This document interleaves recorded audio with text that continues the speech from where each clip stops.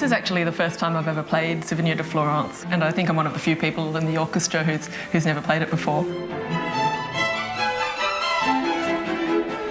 I've played Tchaikovsky's Souvenir de Florence quite a few times before, but I've always played the second cello part. It's a sextet for 2 violins, 2 violas, 2 cellos, but we play it with the full orchestra of 17 players.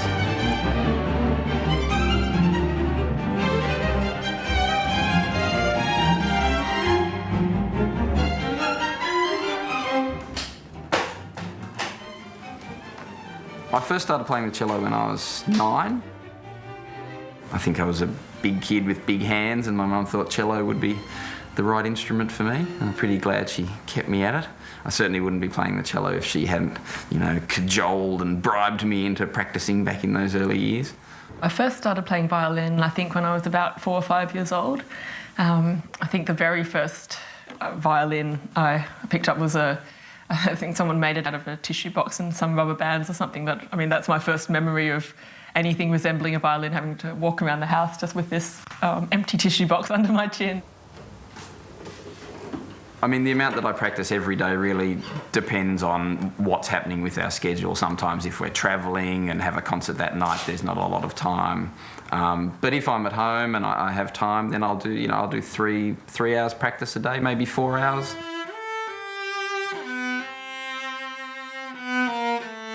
Well, a new piece, you start by looking at the score is the best place to start, and you try and get a feel for what the composer, what his ideas are, what kind of language he's using. And then obviously you look at the actual notes and what's on the page. I don't have a particularly organised approach to it. I just kind of put bow to string, as it were, and start playing, and things, I guess the problem areas tend to kind of make themselves apparent fairly quickly. And I don't know whether this is probably a bit embarrassing to admit, but say if it's a piece such as Souvenir de Florence, which the orchestra has played a lot of times before, I might even kind of play along with while listening to a recording of it, just to kind of get a bit more of a sense of how my part fits in with the rest of the music. I didn't always want to be a professional musician. It was about midway through my second year of medicine at about, I think, 8:30 in the morning, and I'd just come from a violin lesson over at the conservatorium, which was about a couple of 100 metres or so from the medical building, and I just remember having almost an epiphany all the way to my anatomy lecture, just thinking, okay, I have to kind of find out how to devote my life to music in some way. I was always practicing and I was always doing it, but I never thought that it would definitely be the thing. There are people like, Richard Tognetti, from the moment he picked up a violin, he was like, this is what I want to do, this is the thing for me, I'm going to be a violinist. And, obviously he's very good and he's followed that path.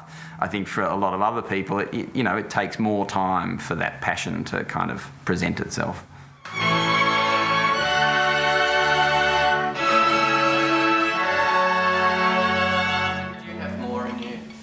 For a crescendo, right? Yeah, but not enough.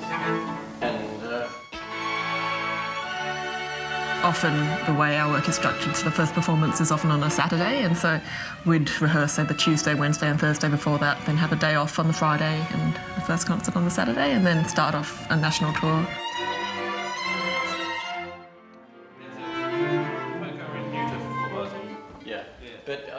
We all play our parts, and then we try and get to the heart of the music, so that all of our parts fit together into the unified whole, and really try and draw out what the composer meant with the notation that he used. And then just the 16th note, semiquaver, is not quite together.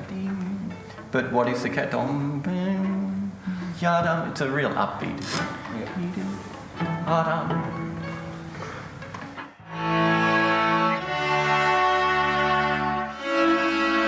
The thing with music notation is it's a very inexact thing.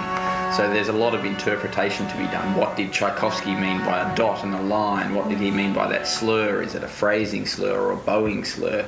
It's not an exact art form putting music down on the page. So there's a lot of interpretation to be done.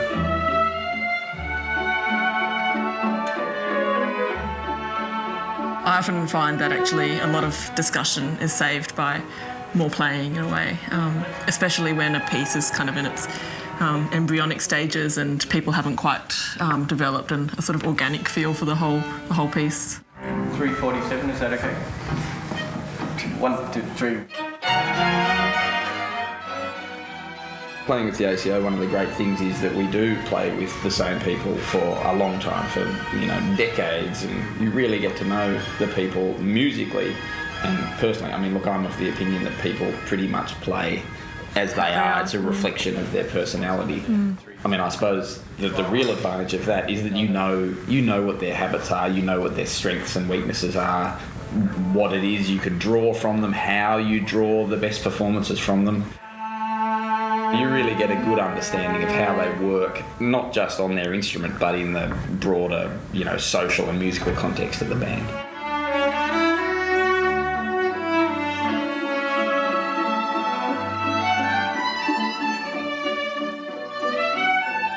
What the subscribers see is the part of the ACO life where we stand on stage and perform, but there are a lot of other elements that they wouldn't see, where we're editing recordings or we're sitting in a recording studio. 1, 10.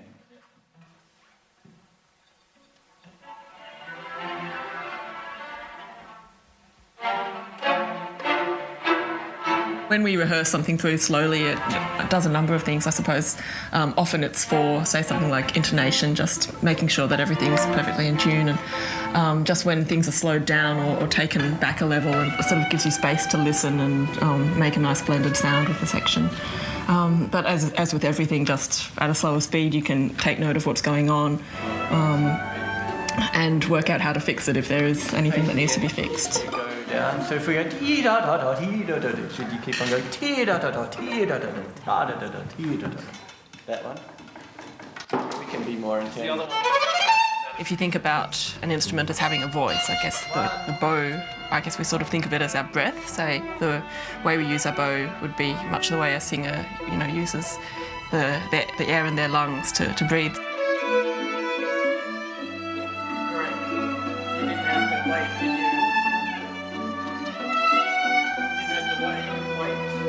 I suppose bowing in the same direction is only just one aspect of what we have to do together. Bowing in the same way, at the same speed, in the same part of the bow, the same distance away from the bridge, and producing the same sound is a huge part of what we do. It comes from dance music in France.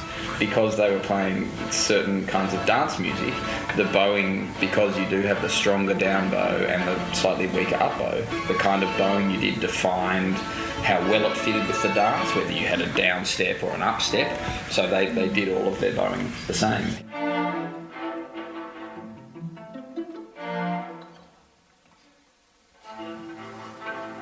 In tempo, anything. 1.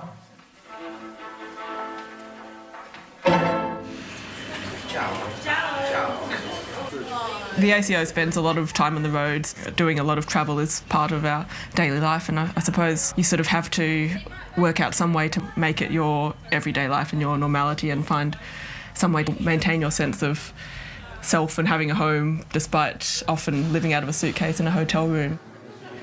You need things that keep you active in that kind of environment, whether it's reading books or watching interesting shows on TV or writing music. I mean, everyone has a different kind of passion.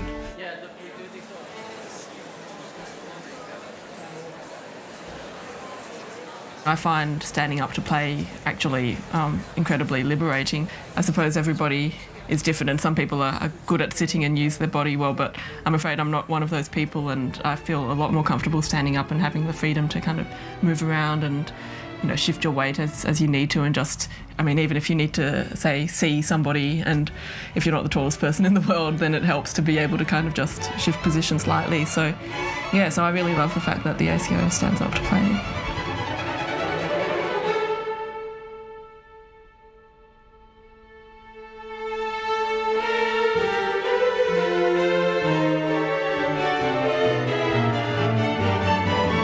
we rehearse to get everything pre-prepared, but in performance it's all happening right there at the time. You know, if Richard pushes the tempo forward, or if Tippy wants to play that pizzicato a microsecond earlier, by the time you've heard it, it's too late, you've missed it. And so, you know, your pizzicato will be a microsecond too late. So you need to know that when he does, you know, this gesture, it's going to be a bit earlier, or Richard's going to push the tempo, so that everyone is pushing the tempo at that point. You know, because you're creating the art right there every time you perform.